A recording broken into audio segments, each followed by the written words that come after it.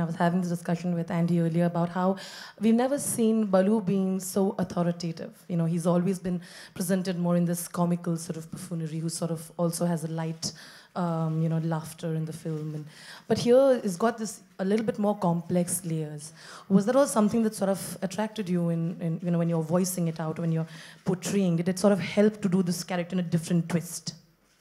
First of all, let me be very honest. I was very, it was an honor for me that I was approached to do Balu's character. And of course, when I saw the film and saw portions of it and read about it, I said, it's definitely more textured and more layered, so it made it much more exciting.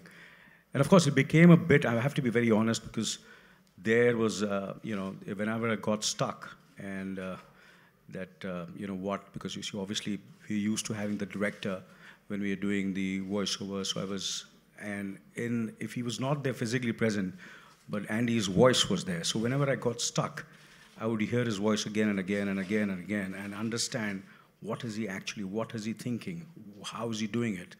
So thank you very much. Thank you very much. So because it became a great reference for me, whenever I got stuck, you see, my interpretation was there, but there are times when you need someone to bounce.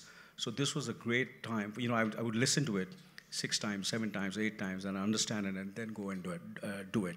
So that made it much more exciting for me. Yeah. Thank you very much. Yeah. Thank you.